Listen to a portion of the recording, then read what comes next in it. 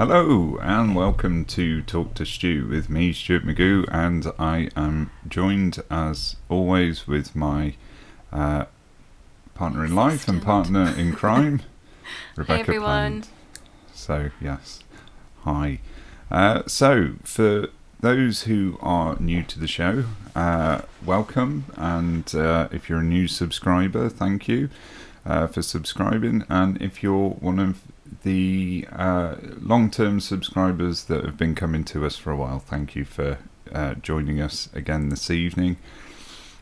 We are basically doing a health and well-being show, so we're doing a sort of podcast type. Hello and welcome to Talk to Stu with me, Stuart Magoo, and I am joined as always with my... This is a bit strange, isn't it? How do I do this? Hey everyone.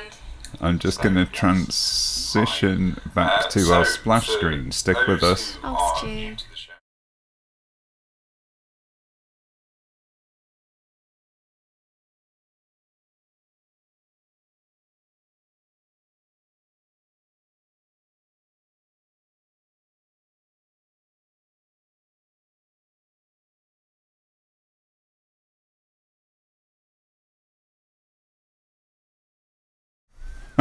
So technical difficulties. Thank you for sticking with us if you have. So we're using two laptops just to explain, so that Becky can moderate. So sorry. Yes. So that was my fault because I didn't mute the the background thing. Anyway, we'll get cracking. So as I was explaining, we're doing a health and well-being podcast, videocast thing now. And Becky is, you can hear her typing away in the background there. She is, it is what it is. She is going to be moderating and fielding your questions, and I'm in charge of the video aspect. So what we're doing, or what we're going to jump into in a minute, is a little bit of chit chat about mental health, which is our first topic. So the idea of this is, if it takes off and people like it and want more of this, is each episode will have like a a different subject matter that we'll talk with, and we thought we'd start with mental health because it's a fairly unifying thing. Some people have mental health issues and things that they deal with. All of us have got to manage our mental health to a certain extent, and indeed people with long-term health conditions or disabilities, things like that, also have to manage their mental health as well, because obviously it's a challenge to do that. We're going to be talking about those kind of things. So we'll come on to doing some tips and ideas that we've got. Again, we're not medically qualified. No. We're not acting as counsellors. We're just sort of sharing our own experiences, helping find what is currently available, and offering a forum for people to chat and to share their experiences too, in an aim to sort of just bring everyone together and give as much support as we can. Yeah, exactly. And so part of the thing as well is, although we're not medical professionals ourselves, we do both work in fields that are attached to medical services and care services and things like that. And as many of you know, I've worked as a sort of benefits and health and well-being advisor for quite a long time. So hopefully we can bring some knowledge and experience to the table, which will be useful to you guys as well. But also we're going to talk a little bit about what's going on with different kind of services. So in the future we probably do an episode on social care and how that impacts people. We'd also like to do episodes on things like long-term health conditions like fibromyalgia, rheumatoid arthritis, things like that. Maybe at some point we might dig into, things like autism and learning disabilities, and other things that people challenge people. in those kind of ways, and all sorts of things. So, and hopefully this is going to be driven by you guys a little bit as well. So similar format to when I do the sort of benefits advice sessions, where I start off with a bit of waffle at the beginning. So we'll try and reduce that a little bit over time, and hopefully have. We like the waffle. We like the waffle. The waffle's good. It is, yeah. It is sort of the purpose of the channel, really, is for me to, waffle where it's helpful. So. To start off with, I thought I'd just talk a little bit about mental health services in the UK at the moment that are mostly provided by the NHS. So what people may or may not be aware of at the moment is there is obviously a bit of a mental health crisis, as we know, in the UK, and it was sort of compounded really during the whole kind of COVID lockdown sort of thing. And it's sort of snowballed from there, really. But also there's big changes going on in the NHS. I don't mean the change in the NHS is pretty much consistent. It's always changing. But quite a big sort of structural change is going on within the NHS at the moment, which was sort of started last year, which was the creation of the integrated care boards.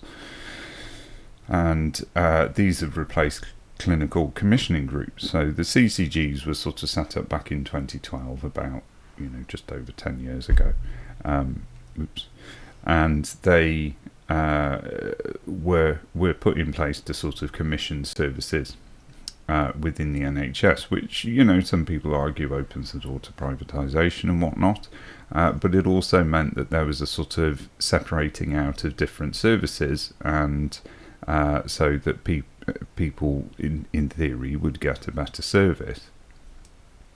It didn't often happen that was the case, of course. Not for the want of people in the NHS working hard to make that happen, though. There are a lot of good, well-intentioned people working very hard, particularly on the front line in the NHS. And they're amazing. And they are amazing. But one of the areas that's really suffered has been mental health services. So recently, for example, there's a report that's just sort of been going around, and we've probably seen a lot about this, is that currently there's record numbers of children seeking support with their mental health from reported by NHS England.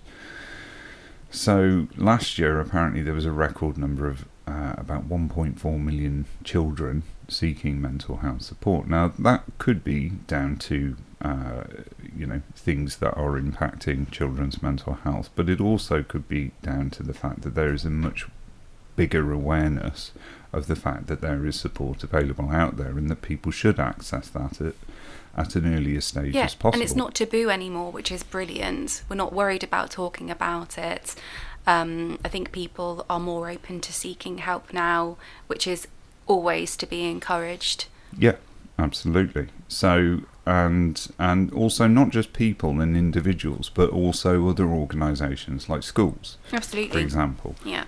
Teachers are getting better training to be able to recognise when children are going through difficult times, and there are dedicated safeguarding teams as well, which is great. Exactly. Yeah. So they're flagging these things up, and they're moving people in the right direction at an earlier stage. So that's part of the reason that there is much more demand on it. Obviously, a lot of people are focusing on, well, what's upsetting children or what's making children unhappy and things like that, and you will get the Daily Mail right-wing press start going on, it's all this stuff on the internet and social media and things like that. And okay, maybe they are factors, but as we say, a lot of it is because there's a more positive uptake, open dialogue, all of these kind of things. So that's a really good thing. But in many regions we have a service called CAMS,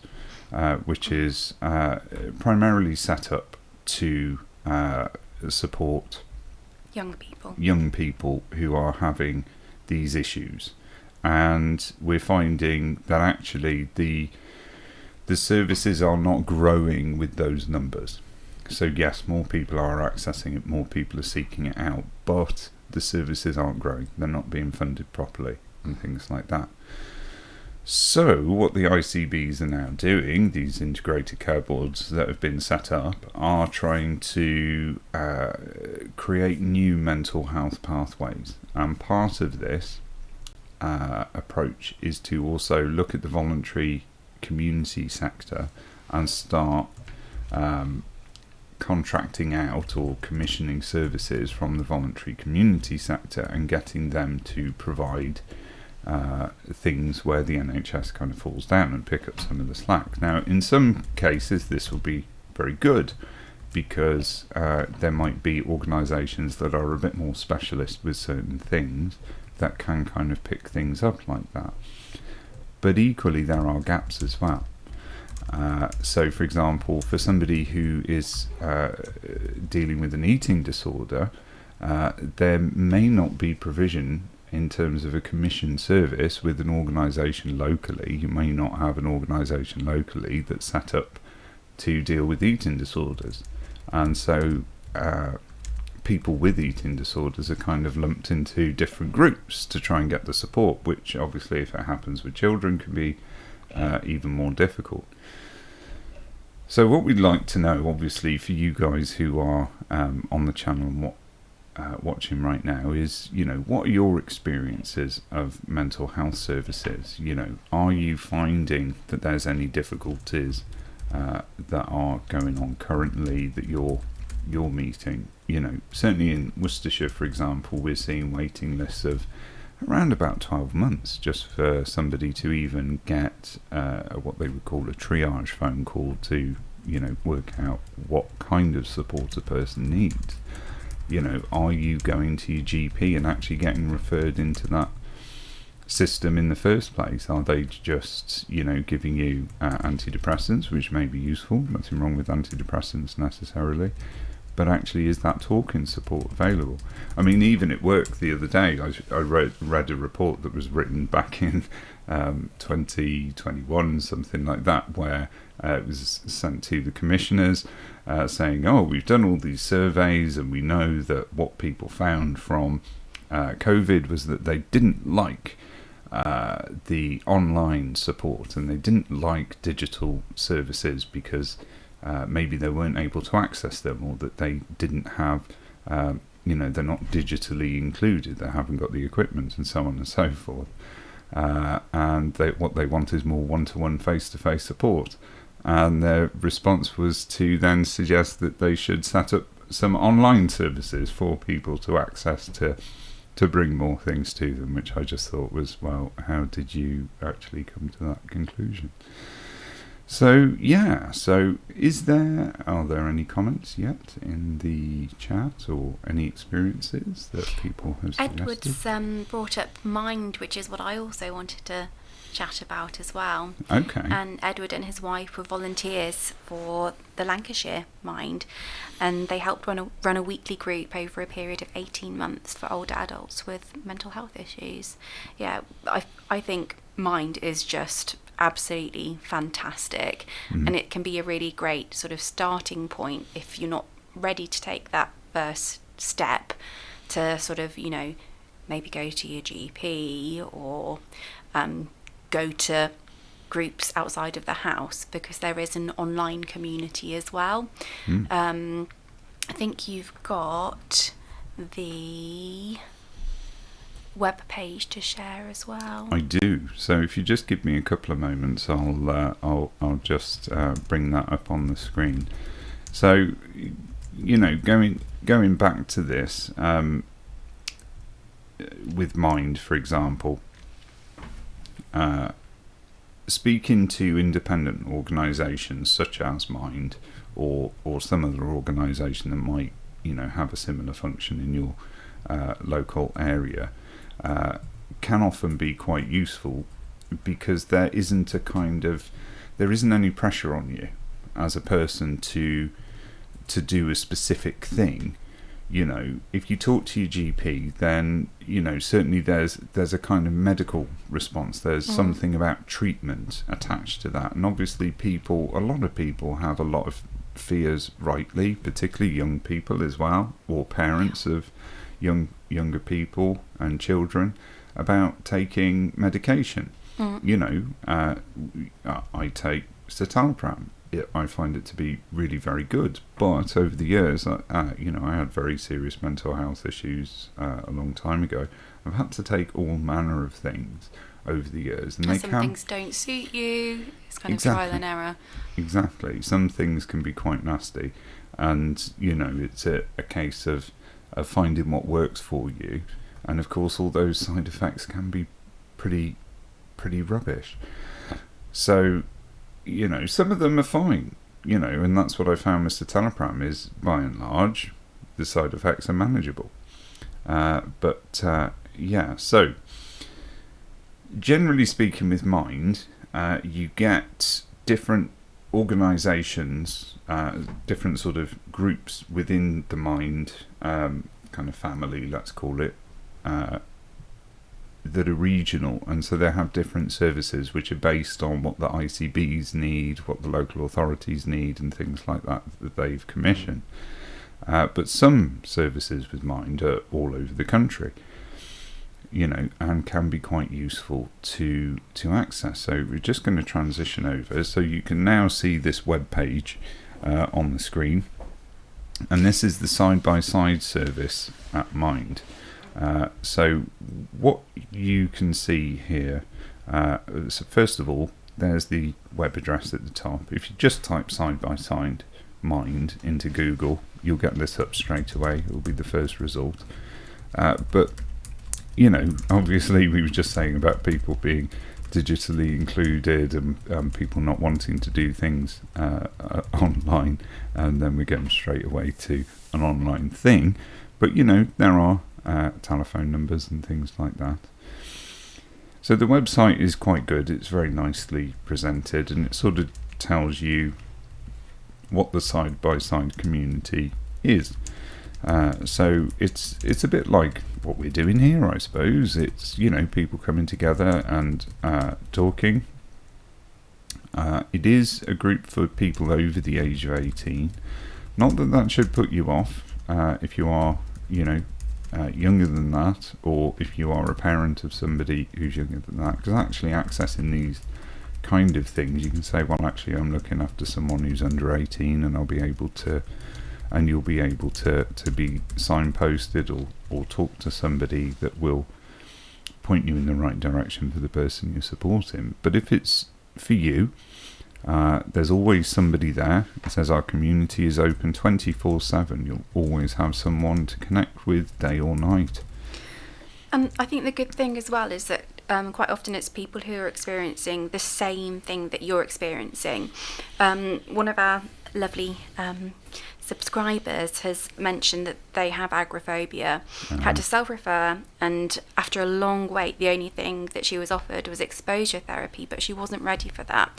And I had a really similar experience. What was offered to me was too little, too late, really. And I found that this kind of support group was really helpful, and I really had to sort of make my own strategies, which is the sort of things that we're probably going to be discussing, and to make these sort of very small steps, which were huge to me, to then be able to take the steps that the professionals were suggesting I take. And as with anything, it can be with your GPs, as Edward said, people are afraid sometimes of speaking with their GPs. It can be that you haven't seen the right person. GPs have different specialties. Some may be amazing at noticing that you've got your kneecap out of place, but not so great at thinking, oh gosh, you're really not very well mentally at the moment. So it's kind of knowing yourself, recognizing those signs, perhaps going onto a chat group like this, finding people who are having similar experiences, and seeking what are those small steps just to get yourself out of sort of the phase one, I guess, that very base phase where you're thinking this is dreadful, nothing's ever going to help, because we've all been there. But there are things, Yeah. So yeah. Absolutely. And that's the thing with mental health. It doesn't follow a pattern. There's no so for example, one thing that gets talked about quite a lot with mental health and recovery is what we call the grief model. So most people will have come across this, where they're talking about denial, anger, bargaining, and acceptance and things like that. And it sort of sounds like it's a progressive, one step into another step into another step. And as we all know, that's not how it works. You might be moving forward and think you've got to a place of acceptance with something, and then something happens in life, or maybe even nothing happens, and just for some reason, you don't know why, everything changes, and you find yourself just laying in your bed going, God, I just can't deal with the world. I think it was Stephen Fry that said it's like the weather, and that's how I feel as well. You can have sunny days, and then all of a sudden, oh, it's raining. But it's, I think once you've kind of got over that first hurdle of thinking there is nothing I can do, I'm on my own, no one is going to help me, this is just dreadful. Once you've achieved that first step, you can be more reassured that if you start to get those feelings again, or if it, you start to get worried again, you've done it before, and there are people who are going through exactly the same thing. Yeah. So yeah, it's exactly. It's building up a toolbox. A toolbox, yeah. Yeah, the tools in your toolbox, knowing exactly, right, okay, here I am again, and being able to recognise it as well. That's a skill in itself that is very hard to learn. There's people in my life who I'm very close to, and I know that they've gone through some really difficult times, and at certain points they're really aware of where they're at with their mental health, and particularly if it's sort of in retrospect, so they're able to look back and go, oh, I was going through a really terrible period, and da, da, da. But then when it comes on again, they're not aware that they're in that period. Yeah. And you see it with me. You tell me. Well, like, okay, it's time for you to. Yeah, I didn't mean you take specifically. A stop. But take a breath. Yeah, there is an element of that, that comes in, and I think if you've got good partnerships and good support networks around you, that's really good. But it's learning, and that was the big thing that I found is the best tool in my toolbox. Is I wasn't able to see the wood for the trees with my mental health for a very long time, and I would just act and behave in a certain way, thinking that the way I was acting and behaving was perfectly normal and was my right state of mind, and in fact it wasn't my right state of mind. And then when I started becoming more aware through retrospect, to be able to look back and go, oh yeah, I was doing some really some things that I'm very shameful of, even though they weren't, it wasn't like I was I don't know, setting fire to houses or anything like that, but you might just speak to somebody in the wrong way and upset them. Feel dreadful. Yeah, and then you feel dreadful afterwards later, and you beat yourself up about it and all those kind of things. But now I'm at a point where, and I would hope that you would agree, that if I'm in, I can just feel it, and I know that my mind is kind of going. There's some times where I don't, and equally you've pulled me up on it and gone, you were a bit of a bastard just then. And I'll go, was I? Oh yes, I was. So, there are... I never say you were, I say you were acting like, because it doesn't define you, it's an action that you made. Yeah. And I think that actually is a really key point as well, is our language, how we speak to each other and how we support each other.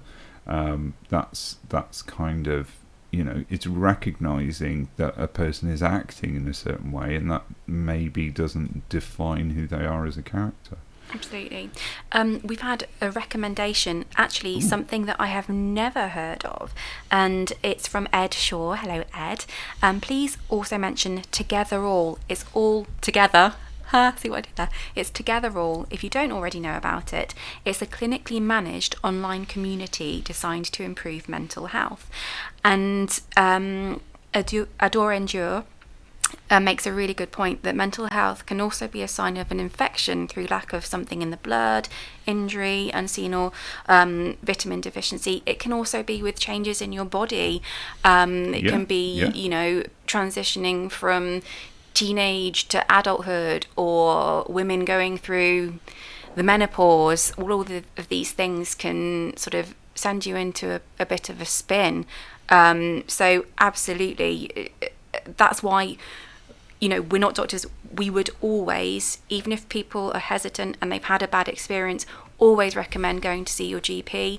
If you feel like you're being fobbed off, ask to see someone else. You have a right to see somebody else if you don't think that the particular doctor is quite getting it right with you. Yeah. I'd like to just pick up on a couple of things to do with the GP. So for those who are watching, they can see that I just popped up the Together All webpage in the background there, so that people could sort of have a look and hopefully spot the web address in there and pick that up. If was it Ed, did you say, Ed Shaw? Yeah. Who suggested that? If you want to put the links in the chat, we're fine with that. Please carry on. Hopefully YouTube won't think they're spam and just remove them. But just going back to that GP thing, there are GPs are working under very difficult circumstances, but there's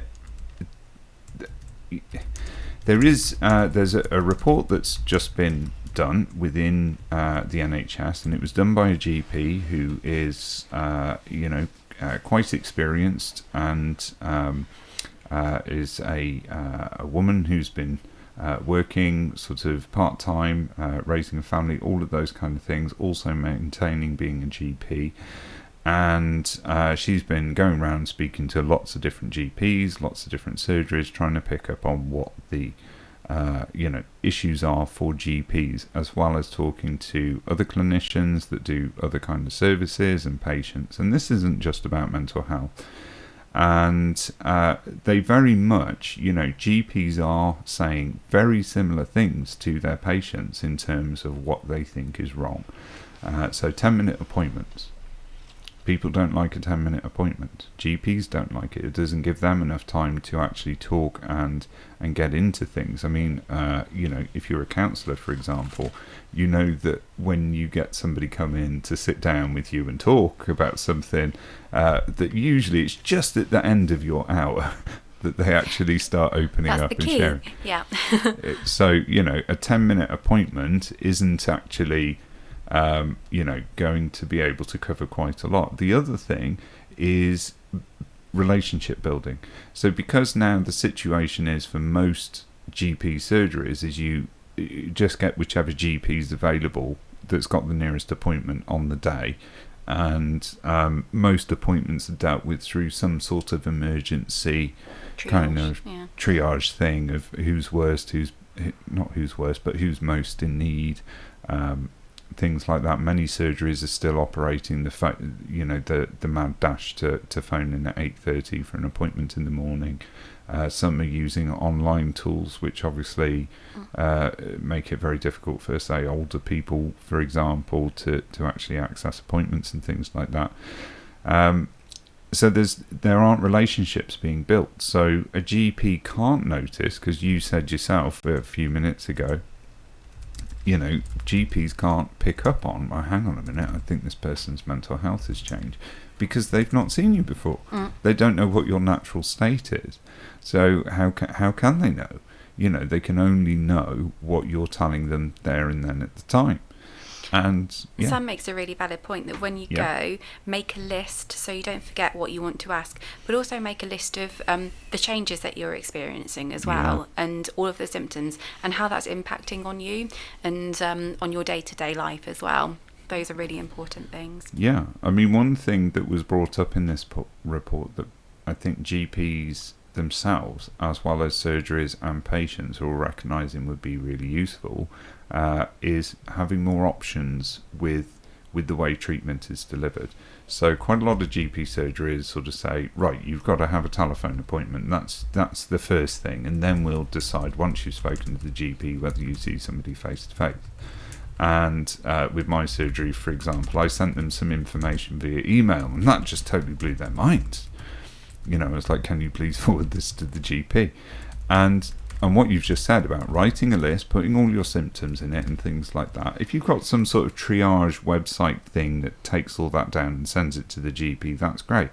But, you know, for a lot of things, it might be that actually we just need to increase our medication. Yeah, you know, or vitamins. Or vitamins, or something like that. And actually we can do those things. You know, if we're thinking, well, actually I've got, you know, maybe I've got I'm feeling really run down and tired, and I am depressed as well, and those kind of things. But actually, probably I need a blood test.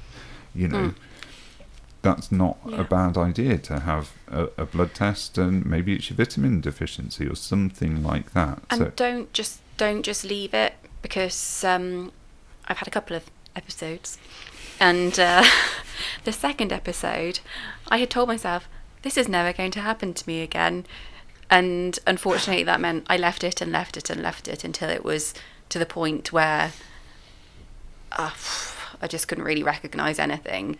And I was an adult at that point and had to get my parents to help me sort of note down what I needed, what I was experiencing, with some sort of prompting questions and what I wanted to know. And they actually accompanied me to the appointments as well. That's no bad thing. I've had my mum, as an exactly. adult, walk in and tell my doctor off because they hadn't referred me. This is when I was going through my fibromyalgia diagnosis, and it had been 3 or 4 years and stuff. And she walked in, she was like, "Now listen," sort of thing. He wasn't happy. But again, that was because she was able to get away with that and do that. Yeah. Well, not get away with it, but No. you know, do that because we had this long-term relationship with that doctor. Anyway, I interrupted you, sorry. No, that's good. Edward Brown books double appointments, which gives an extra 10 minutes, and emails his GP to give him a heads up as well, which I think is a really good strategy, actually. It is, and a lot of GPs have said, you know, if people go in with symptoms written down, or they can email them in, you know, that helps. Double appointments can help, but some surgeries do stop you from getting a double appointment, so do be careful with that. When you're looking at making a double appointment, do check with your surgery. Quite often they'll just say, nope, we don't do that. We've got too many. It just depends on the demand of the surgery as well. But if they do, it's always worth asking. Yeah, it is. So that's a really good strategy. So whether you've made your appointment, gone and seen the GP, or if you're at those earlier stages and building yourself up to be able to do that, there are loads of things that can help.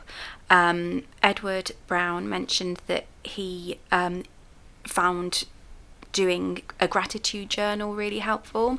And when I was working with young people who had quite sort of severe mental health problems, that's something that also worked really well pretty much across the board. It's a really useful tool. Can you explain to people like me who don't know what it is, what a gratitude journal is? So you can think of something each day, or at any sort of period that you choose, and you think of something that you've been grateful for that day. Or you could set yourself, think about these like marginal gains, these small targets which may seem giant to you as well and are giant to you, and you can set those targets, give it a go, and sort of reflect upon them as well and think, okay, what was positive from that, what was terrifying, what could I do next time, how am I feeling, that kind of thing. That's really and good. It's quite nice to sort of look back on those as well and see your progress. It could be, this week I'm going to write down 3 things a day that I'm really grateful for, or that have really helped me. You can use it, you don't even have to write, you could illustrate, you could I don't know, do a poem, do music. You could do an online something or other. But yeah, something that kind of takes a bit of concentration, stills your mind, and focuses on the positive. Yeah, absolutely. And I've just, because I do have access to the comments and things that are coming up here. I'm just more concentrating on the video side of things. I've just seen Edward Brown put in there, sometimes it's difficult to actually recognise when you're unwell. Definitely. And, you know, that's a bit of what I was talking about earlier, or what we were talking about earlier. But actually, what Becky was just sort of suggesting with the gratitude journal, that is one way that we can monitor and keep track of things. Because if you sit there and you're going, I can't find anything in my day that I'm grateful, I would have been grateful for nothing. We almost postponed because yesterday was not a good day for me. But no. yeah, so that was definitely a bit of a sign. But yeah. I think it is, yeah. But that's the thing. So doing something like that, if you build in these not automatic, but regular things that you do, and if you then suddenly think, well, I can't do that today, or my concentration's off, or I just don't want to do it, or something like that, then that might be the indicator for you. Again, having people close to you who can kind of point things out is helpful. But actually, if if you're able to track it yourself and notice it within yourself, and I think this is where mindfulness comes into it. I'm a bit careful with talking about mindfulness in mental health, because it's a bit of a throwaway thing these days, where people say, "Oh, have you practiced mindfulness in the workplace?" It's and like, turn everything no, to a positive. You can't turn everything into a positive. Pay me more, and actually I might be more positive in the workplace, actually. Give me fewer hours and less tasks and things like that. But yeah, like you say, it might be that you're not able to turn things into a positive and stuff like that. But mindfulness is about that actual sort of scanning of your mind and your body, and seeing where things are at, and looking for an indicator of, well, do I need to be mindful? Do I need to be thinking about how I'm feeling right now? Why am I thinking that? And that's very difficult to do. It's not easy, which is why we're saying, seek out that support as much as possible. For some people, it works to have, a bit of a kind of baseline for you being set by taking some medication. Not everybody wants to do that. A lot of people want to find a kind of holistic, healthy eating, healthy diet, exercise, those kind of things as well. If you're physically capable of doing that, if you're in a position where you can afford to do a diet of certain things and certain foods and everything, that's great.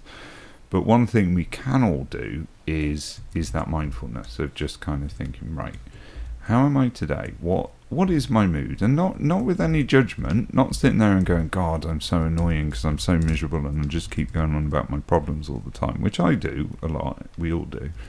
But it's just saying, okay, so I'm in that kind of mood where I'm talking about my problems all the time. Or equally, and this is important as well, is watching if you are sort of almost in a hyper mood, where you're very, very happy, and suddenly you want to do everything, you want to run around, and you want to get everything done, and you're kind of like, right, I've got to do this and got to do that, because actually that extreme of happiness, although it might seem and feel quite good at the time, long term might not be so good for your mental health. Buddhists talk about the middle way, and that's actually kind of an important thing in mental health terms for mindfulness, of going, oh, I'm being too much here, because then tomorrow I'm going to crash. So Sam uses an app called My Therapy, and puts all of her meds on and sets up when to take them, but they also do temperature checks, and it can schedule mind questions, and does a chart that you can look back on. Now, I love the idea of apps for everyone. I think it's great, but I am really, really bad at using anything technology based. I know I will just ignore it. I'm better at literally writing things down, but for people who are good with it, then I think it's just an absolutely brilliant tool. Is it called My Therapy, did you say? Yeah, My Therapy. You can put in all of your meds, which is really good. So it is the one that I found. Yeah. So here we go. Good. So you can see that on your screen now. My Therapy. Take your medications off your mind. I think that should be a comma, not a full stop, but it's not up to me to judge their communications officer's work on the design of the website. Though I just did. My Therapy, your personal pill reminder. Well, that's actually really important. Remembering to take your medication, because if you miss your meds when you are used to taking your meds, that can cause a massive crash. Lean on your family for more support, and let your most trusted family members be your safety net. If you forget to take your medication, your family can be the additional pill reminder needed to get back on track. Now, this is actually really important here, because one of the biggest challenges for a lot of people, and particularly for myself, and it comes into play with dementia as well. Not saying that that's necessarily the issue here, but it's all very well for Alexa, for example, to go bing bing, it's time to take your tablet. But if you're doing something else, or if somebody phones, or you just have a sneeze, or something distracts you, and then you still forget to take it. I have a really bad memory, and I can think, I need to take my tablet when I'm upstairs, and by the time I've got downstairs, I've completely forgotten. Or you can take it and then completely forget that you've taken it, and then be worrying for hours. Have I taken it? Do I need to take it again? Like we need to set up some kind of routine where I watch you, but and I'm like, okay, this is happening. Yes, that's particularly important with sleep medication, that you don't take too much. I did have an occasion years and years ago when I was taking quite a strong antidepressant called venlafaxine. And I took 2, and you can take 2. Some people are on that very high dose, but you have to work up to that dose over time. And I hadn't done that, and I'd forgotten that I'd taken it, and took another one within 15 minutes. And I ended up just having trisms, which is when your whole body just goes, and I had what they call serotonin shock and stuff. Very unpleasant. So this kind of thing, an app that supports with that actually says, let's get your family involved, so they can check and say, have you taken your tablet? And go and take it now while we're talking. This app repeats again after 10 minutes if you haven't taken it. It sounds amazing. And it gives you a PDF that they email to you. Then you can take it to the GP. Okay, that is useful. Sam has a pharmacist at her surgery on it. Well, this amazing. This is something that I think you need it. Genuinely. Yes. And it gives you a picture at the end of the day when all meds are complete, like a reward sticker for you, Stu. Ace. Everyone loves a sticker. I love a sticker. It's true. Yeah. Okay, that's a really good suggestion. So hopefully that's, if it's not helpful to anyone else in the chat, it's certainly been helpful to me. I'm going to look at that up now, because I've got a fairly new phone, and I've got into the habit of using a phone that's got hardly any memory on it, so I only have 5 apps on there, so I can afford to put some more apps could do feedback at the next one. Good idea. Okay, sounds good. So we can see if we can road test it, see if it works. Yeah. Because that's one of the other things as well. I used to use one of the pill boxes and put all the pills into the box at the start of the week, and you get it comes around to Sunday again, and you're just there, just popping a pill, popping out a pill, popping out a pill, popping out a pill, like this. And then you think, well, do I pop them all out in one big pile and then just put them in every day, or do I put one into that, and it just takes the amount of time it takes to do that. I mean, a lot of pharmacy services for older people who can't take medication or are having carers coming in do offer a service where they'll put it in by days of the week, or for people with dementia, whatever. But most of us don't get to access that sort of service. Unfortunately, it's only for people in real need, and I can understand why, because it must take them hours at the pharmacy to just keep going through and put one in each thing. It's a nightmare. So yes, an app that does that would be really good. Ed made other a really thoughts? nice comment saying it's all about becoming self-aware and closely in touch with your own emotions and feelings, and not beating yourself up if you're having a bad day. Exactly. It's easier said than done. I Yes. totally beat myself up yesterday. But yeah, it is dusting yourself off and not putting a brave face on it, because that doesn't help anyone, but thinking, okay, how have I got here and what do I need to do? And what have I tried and tested to kind of help me out? So yeah, it's good. Yeah, and that's the thing. You've got to go. You've got to go with how you are, how you're feeling. That's the thing. It is really important for your body and your mind to actually feel the emotions that you're feeling, and process them. There might be a reason for that. You've got to work through those feelings. You can't, if you don't force yourself, and this is something that you're guilty of a little bit, is trying, and I know a lot of women do it generally. There is a lot of pressure on a woman to appear, these wanker blokes who go, smile, why aren't you smiling enough? I mean, don't get me wrong, I did used to get that a lot when I was younger, but that is because I had, I was walking around with a very grumpy face all the time. But nonetheless, it's like, well, piss off. You don't know what's going on in my life. I can have a grumpy face if I want. But there's this extra expectation on women that you've got to be looking nice all the time, and smiling and happy and all of that. And no, you don't. And actually, by forcing yourself to do that, you create more problems for yourself further down the line. And it doesn't end up working out for other people. Whereas if you kind of go, I'm feeling like this, I just want to go to bed and watch TV, I'm going to put on Love Island and eat some chocolate and drink some wine and stuff, then everyone else can kind of go, yeah, Sam, that's great, time for me to have a go on the Xbox. Go with the flow. Yeah. And, there's alternatives and stuff. And if somebody in your life is kind of going, well, no, I expect you to do this and do that and whatever, then actually maybe that person shouldn't be in your life. I don't know. Or maybe they need a bit of a talking to. I think it's about identifying trigger points as well, because there are certain things that even now I really, really struggle with. We're talking years down the line, but I know I struggle with them. So I try not to avoid, because I don't think that's great. I do want to try and move forward. I don't want to think, well, I'm kind of okay, so that'll do.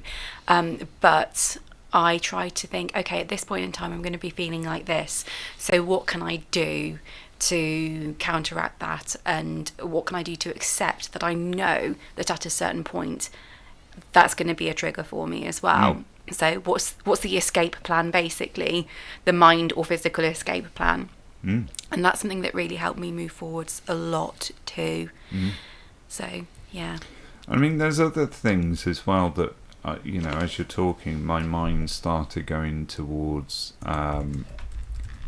coping strategies that are maybe for conditions that are a little more serious. Things like PTSD, stuff like that.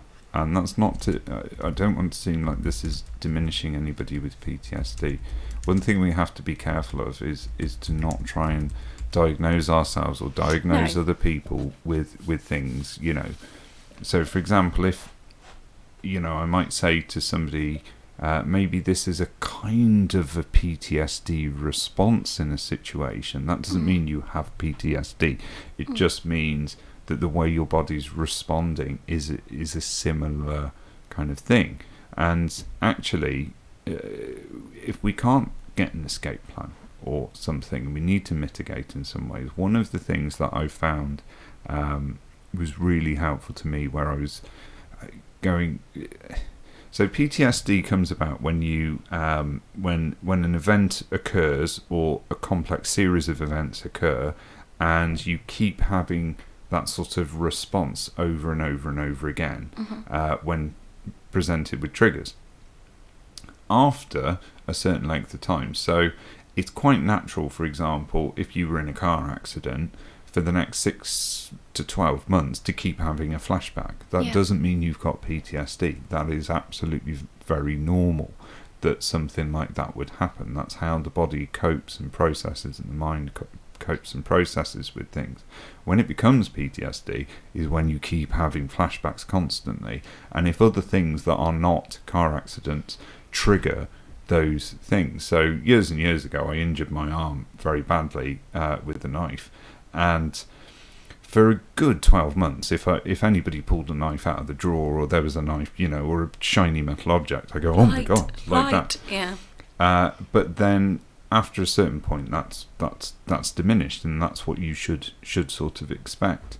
Anyway, I was going through a period that was like this, and so I adopted a couple of PTSD techniques. One of them is grounding. Grounding's brilliant, yeah. So, you can do it a number of ways. And there's lots of different ways, but the particular thing that I chose to do was to have an object. So if I woke up in the middle of the night and I was just having a panic attack and a bad dream, or if I was going out for a walk somewhere, I'd do one of these two things. So I had an object, and for people who've seen Inception, you'll know what I'm talking about. You have a little object that a penny's really good. It could be a penny. It could be a little. For me, it was this little beanbag thing that was kind of velvety, and it was a hand warmer, and it sort of smelt of lavender and stuff originally. But I could just do this with it and just ground myself. Another technique I would do is if I started feeling panicky when I was out in public, I would start saying things I could see. Yeah. And that sounds really silly. Feeling your feet on the floor as well, and then working your way up to feel, so I'm here. Yeah. Everything's okay. Yeah. That kind of thing, yeah. So they're kind of mindfulness techniques. So with the saying everything you see, you just look around at what you're seeing. And so, I'm in the living room right now, so I might say, I might go, oh, Becky. I might say laptop, I might say microphone, I might say cushion, I might say cat, things like that. And I just keep listing all of those things and then go round again. If you list all the objects again and you just keep saying those things. There's also, what's it called, that breathing technique, not circular breathing. Box breathing. Box breathing is pretty good, where you breathe in for 4, hold for 4. You imagine the corner of the line. Yeah. The corner of the line. Yeah. It's really good. Breathe out for 4. Yeah. Hold for 4. Breathe in for 4. Hold for 4. And you have to, and this is the key thing with these breathing things. Don't do it if you're asthmatic or anything like that. But with these breathing things, you've got to do it for about 3 or 4 minutes before you start feeling an effect. Mm-hmm. And those 3 or 4 minutes might feel like forever, but actually your heart rate will start to come down, and you will start to feel better after a few minutes. Another thing that I used to really recommend, particularly if people were very socially anxious and it was sort of, difficult to even go to the shops, and it's something that I did experience, I would take great big headphones. I wouldn't necessarily even have any music playing at all, but I'd have them on, because then no one's going to come up and scare me and ask me a question that I'd be like, I'm having a bad day, I can't look at you or Smile, love. see Smile. Anyone. Yeah, exactly. I just think, she's doing her thing, she's got her music on. And also, if I saw somebody, then that I wouldn't be worried that I was being rude and sort of just ignoring them, because I didn't want to ignore them, but I also couldn't face anybody. So I'd have my headphones on, and it would just be a good excuse to kind of be, just totally absorbed, kind of thing.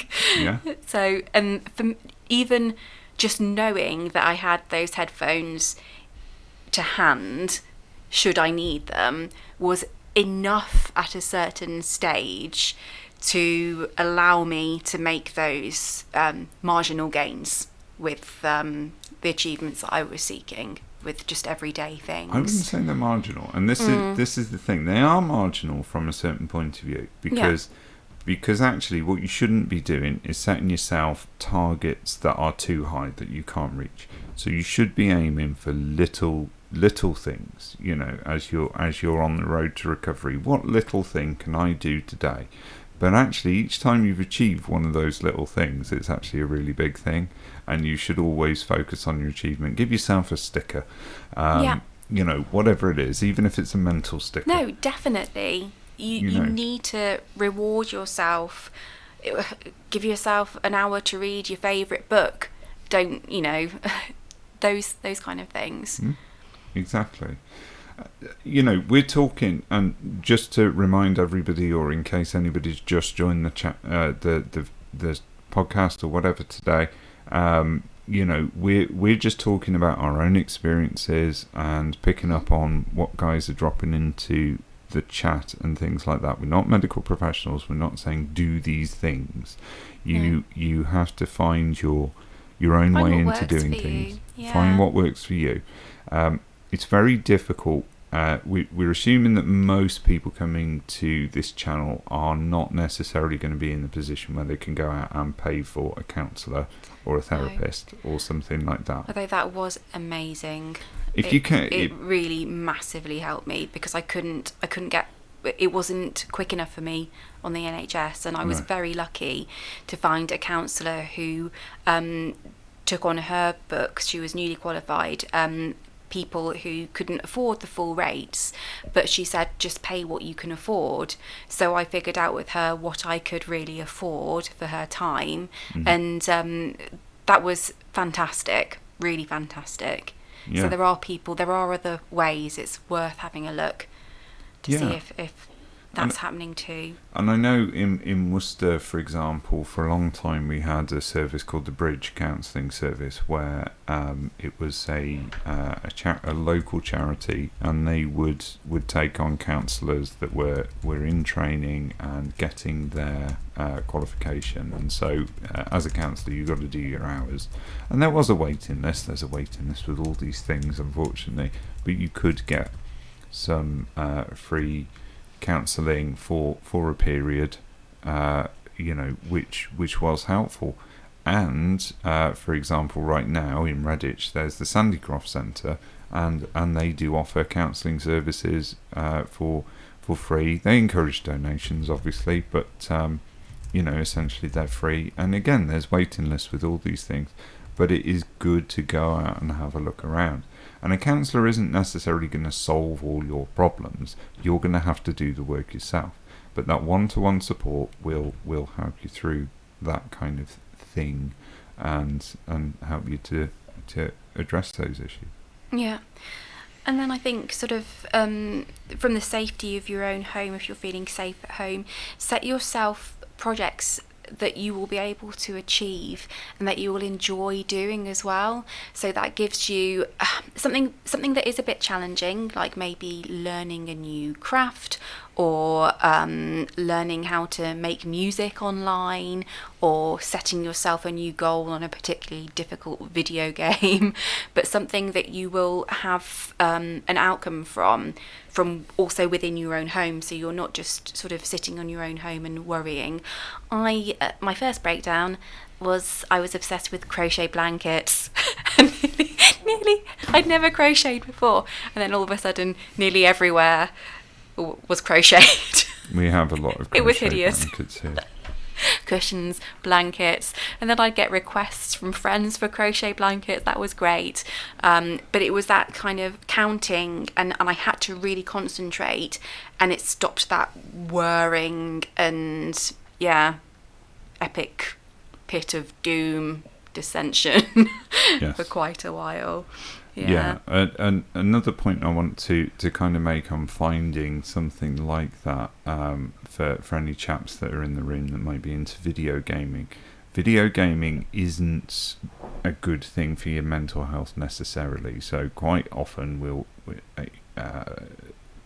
not always men, but mostly men tend to get attracted towards playing games for long periods of time that have a kind of violent element to them.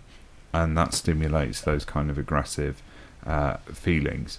So whatever you're doing, if you can find like a rambling RPG game, for example, I really like The Witcher 3.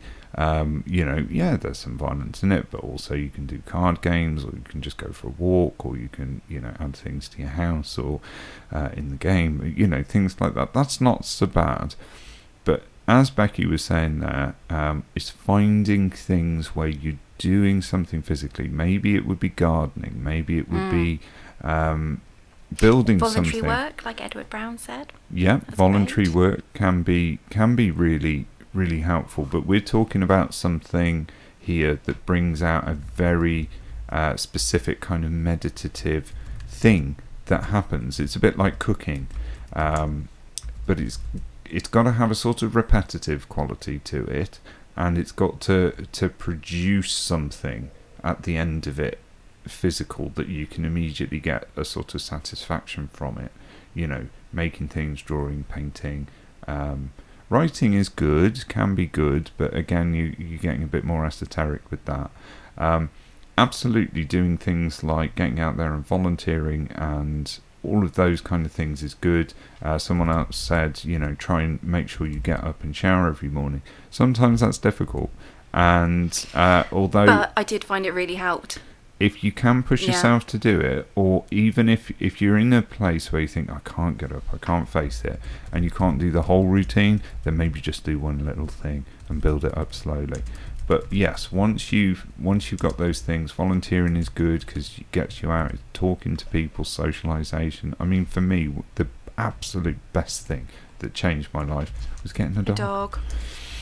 You know, absolutely changed my life, because he was quite young and a Springer Spaniel, so very energetic, and every morning 6 a.m. he was there, right, let's go. And you know, everything to him, he lived totally in the moment, and it was all about happiness and silliness, so that made a big difference. And you have to get up, you have to, you know, you're becoming the carer in a way. Yeah. And I think that is hugely rewarding as well. I know when I had to start helping my mum after she'd had her accident, she's fine. That was like a kickstart for me to think, I've really got to sort of help out here. You know, I've not got a choice. I've got to get up and do this. And it got easier and easier. So I think, having our furry friends, that the cats are in here, but they're kind of smooshed on the floor, smooshed on the floor and on the sofa. They're just listening. yes, they are in their cat way. I expect they'll start demanding food as soon as we finish doing this. Though saying that, I might start demanding food. I'm a bit peckish. Me too. We haven't had our dinner yet. So we've been chatting now for a good hour. So we're probably going to wrap this up fairly soon. And have we missed anyone or anything? So to anybody who's been dropping things in the chat, you know, it's really, really good. Someone's doing a bee activity, which sounds cool. You know, that's good. Good to see Edwards has got Oreo and Dexter cats. I know.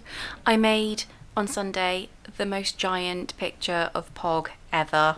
It's huge. It's humongous. That was my craft and my mental awareness.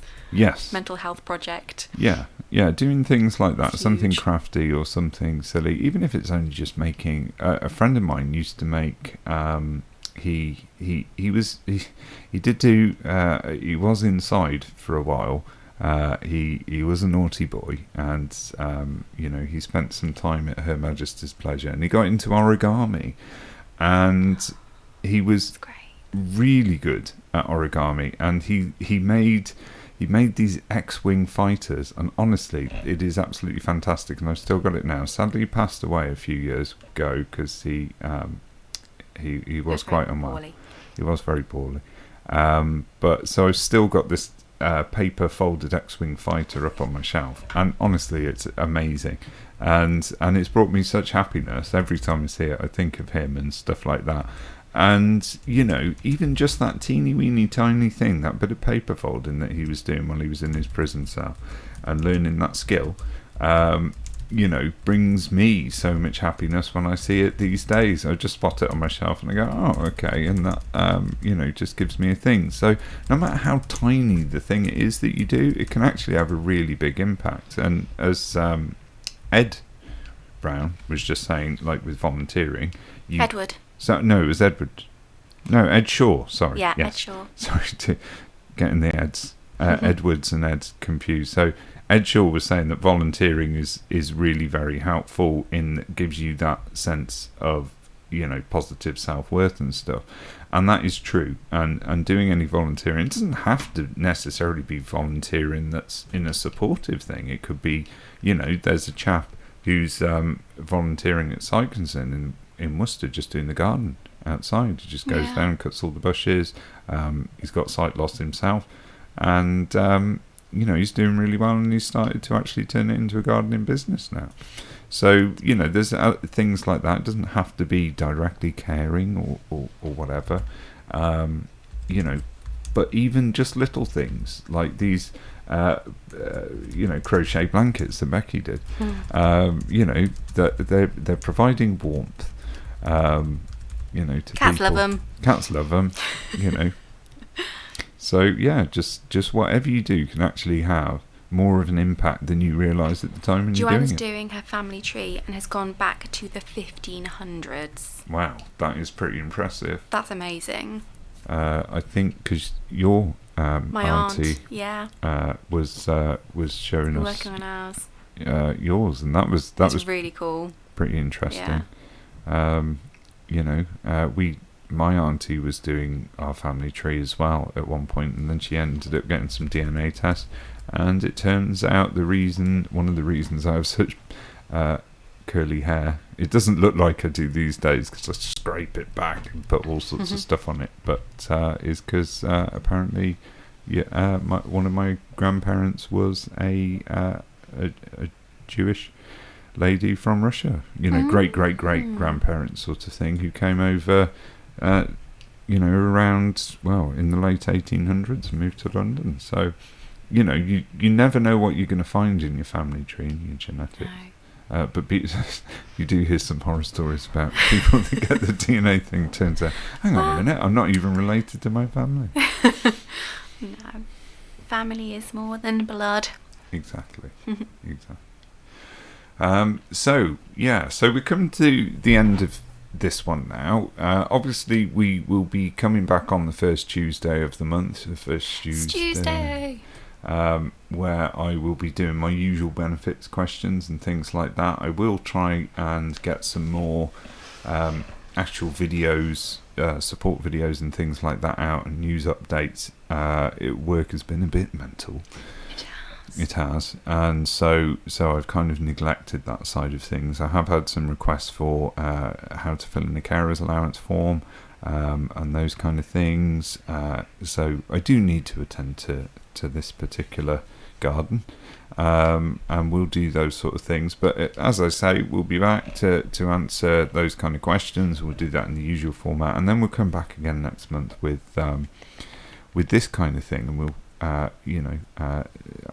We might talk about care services and care provision and stuff like that. So if you know any older people who have access to Facebook, or people who use care, do put the word out there and say, have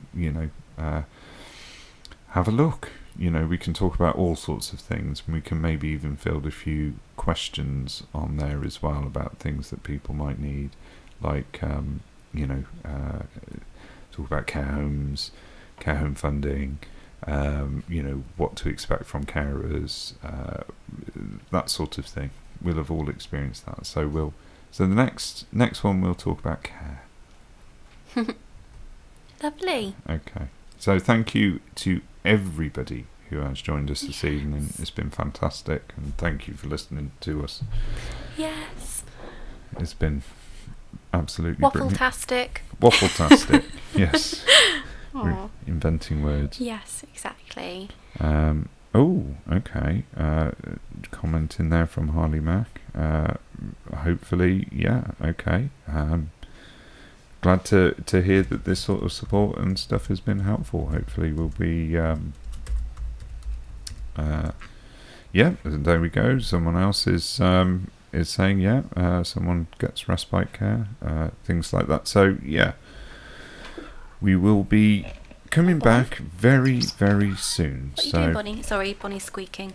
Yes, our cat is jumping about going brr, brr. She's very vocal little thing. She's beautiful. Yes. So, lovely. Bye everyone. Thank you. Bye everyone. See you all again See you soon. soon. Take care.